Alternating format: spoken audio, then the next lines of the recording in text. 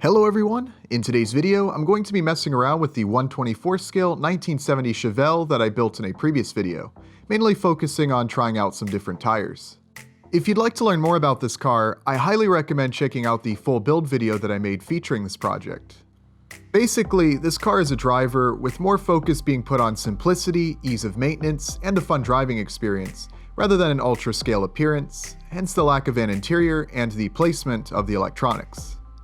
I do still really like the way this body turned out and the pro touring look this car has. With this being one of the most frequently driven cars that I have, I wanted to spend some time experimenting with some different tires on different surfaces while taking note of the difference in handling. I also wanted to try out an idea for Plasti Dip coated tires. Right now the car has the same PLA hard plastic tires that I installed when I built the car. I believe the front tires are 11mm wide and the rears are 14mm. It also has a locked rear end. Again, if you'd like to know more details about the car, I highly recommend checking out the build video. But enough said, let's do some driving. I started by driving the car through a little autocross course that I've set up on some foam mats. Even with the hard plastic tires, there's still tons of grip, especially with this motor not having massive amounts of torque. It shouldn't be news to any regular viewers that these mats provide tons of grip, allowing the car to fly through some turns almost like a slot car. Although it is a lot of fun to drive, I do prefer to have some oversteer to make driving a little more interesting. During this drive, I was also playing around with some settings on the transmitter, including slowing down the steering speed. This does make driving a little more realistic, since by default, the front wheels can turn left and right way faster than you could turn on a full-size car.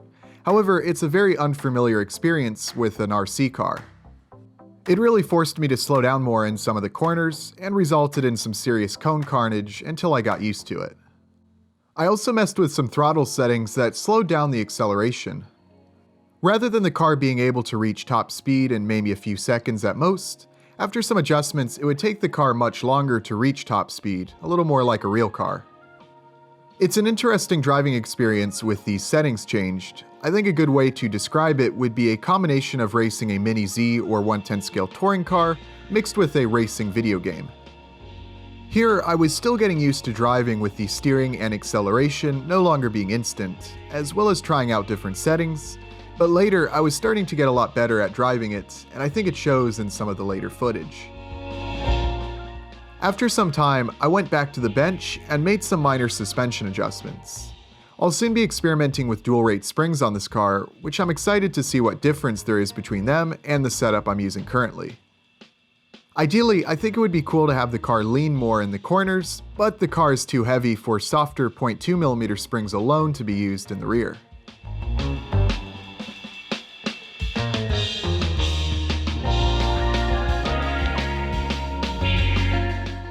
Along with that, I also removed a little more material from the body around where the wheels are. Since the track width is pretty wide and the body sits low, I was getting a little bit of wheel rubbing in a few spots, so I decided to simply scrape away some material to eliminate it.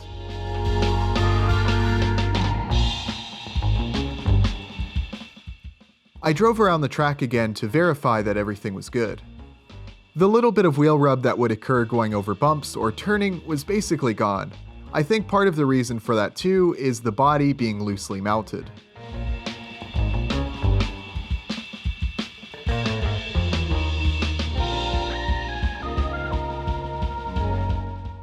Before swapping tires, I wanted to see how the car would handle on smooth concrete.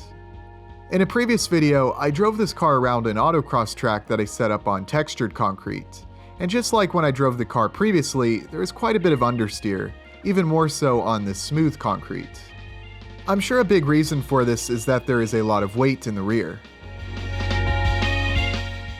To quickly and easily eliminate the understeer, I mounted a set of wheels to the front that have soft silicone tires, which provide a lot of traction.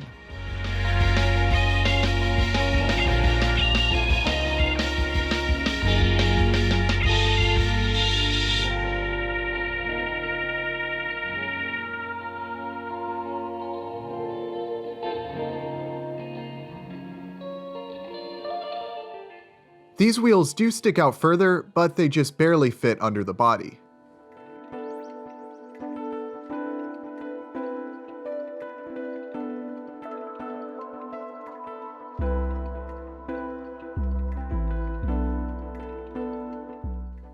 With plenty of traction in the front, I went back over to the concrete and I finally had some oversteer.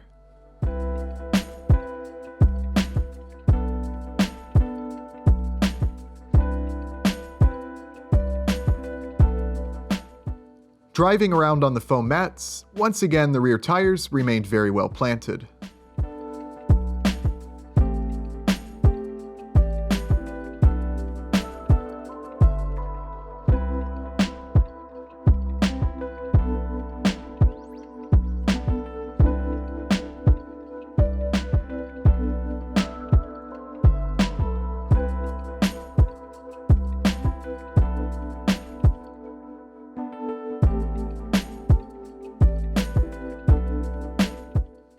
The car in this configuration was a lot of fun to drive, but I wanted to design and print a new set of wheels for the car.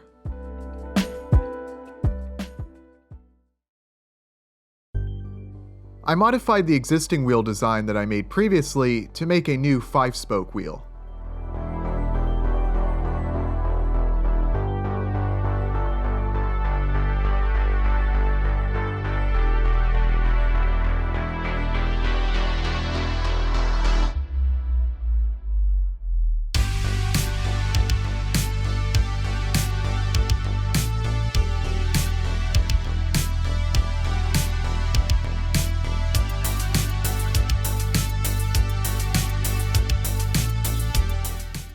Once complete, I printed all the parts.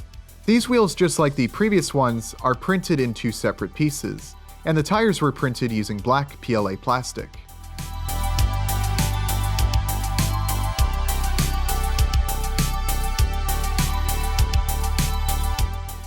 The wheels turned out looking great, and I was eager to see how they would look on the car. First though, I sanded each piece to make them smooth and to help remove some of the layering.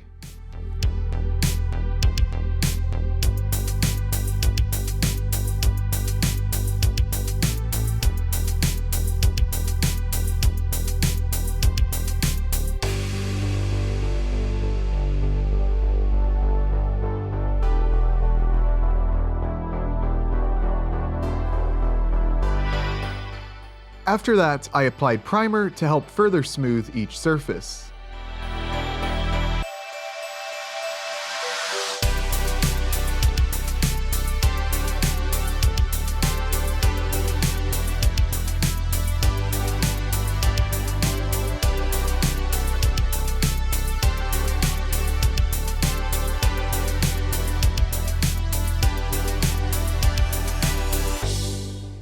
To complete the tires, I applied several thick coats of Plasti Dip to add a rubber-like coating to the outer surface, which was suggested by a viewer in a previous video. I was interested to see how the Plasti Dip coating would work. By this time, the primer on the wheels had dried, and I was able to do any final finishing work and sanding before applying paint.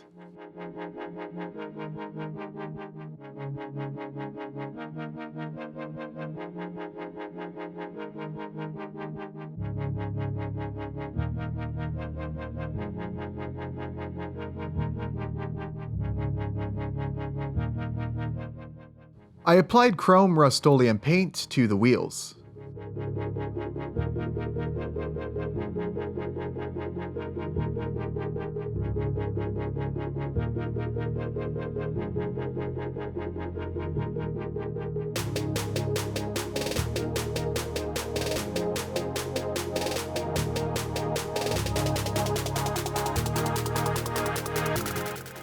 The paint turned out really nice, and I can now move on to assembling each wheel, using a little glue to secure each piece together.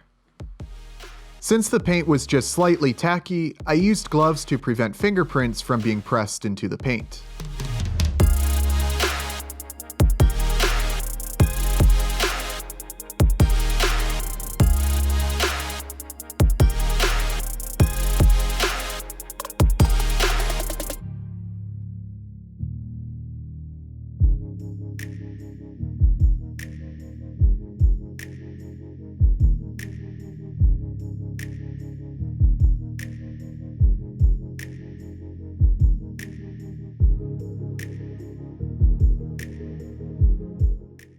With the wheels looking good, I moved on to the tires. I needed to make some cuts before removing the tires to prevent the Plasti Dip from peeling off with the masking tape.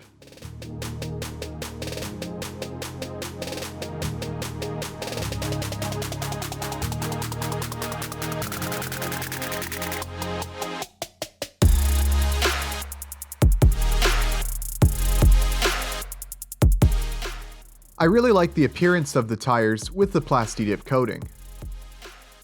Because I masked off the inside, they were easy to press over the wheels. At this point, the wheels looked great, so I mounted them to the car.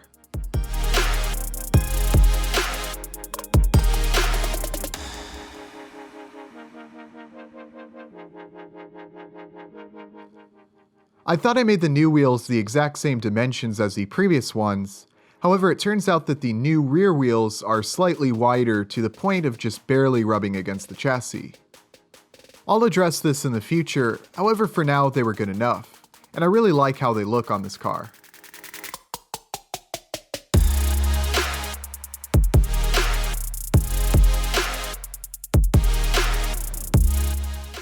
I decided to do away with the current body mounts that use screws to secure the body and instead install some magnets, as I've done on previous projects.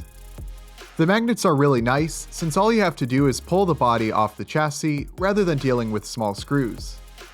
The screws do work well for some vehicles, however with this car having more of an emphasis on being easy to work on, I decided magnets would be best for this car. It would also allow me to easily raise the body up a little by simply adding magnets, which is needed with these new wheels.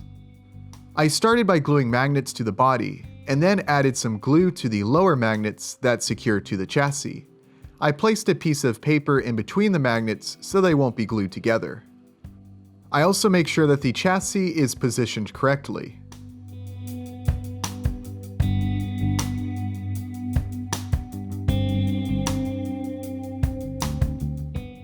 And now, this is all it takes to remove the body.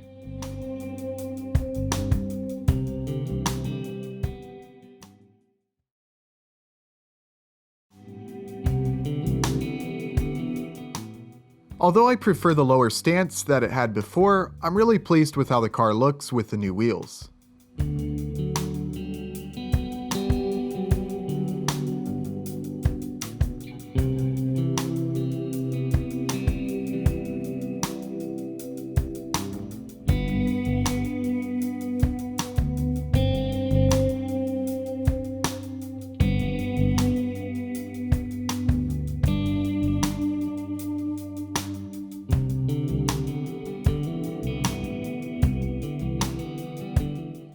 Of course, I was really curious to see how the Plasti Dip coated tires would handle. No surprise, there was tons of traction on the foam mats, with just a little bit of oversteer in some turns. Also, by this time, I was really starting to get better at driving this car around the track, even with some of the transmitter adjustments that I talked about earlier.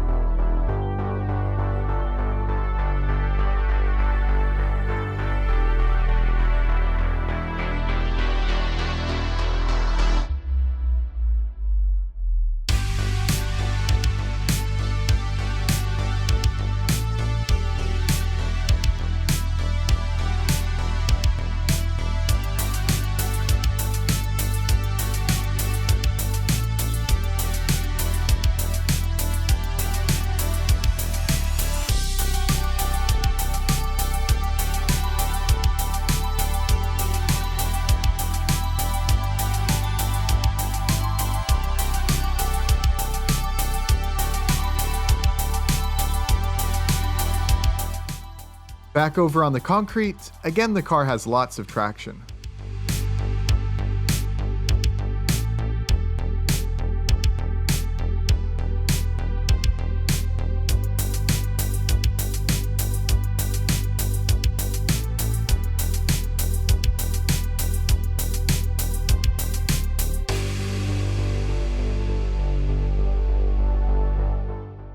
The cool thing about the Plasti Dip coating is it gradually wears off, revealing the much lower grip plastic below. So similarly to how full-size tires lose their grip as they wear, the same sort of thing happens to these tires as well. And as you can see, the car will now oversteer if too much throttle is applied. It would be interesting to have a race with all cars using identically prepped tires like these, which would wear down over the course of the race, and require each driver to drive in a way that limits wear, and adjust their driving accordingly once the tires start losing grip. This is a really cool idea, and it's one of the reasons I really enjoy reading the comments. I'd highly recommend giving something like this a try. One other bonus for using Plasti Dip for this is that it can be peeled off the plastic tire and then resprayed, rather than needing to replace the whole tire.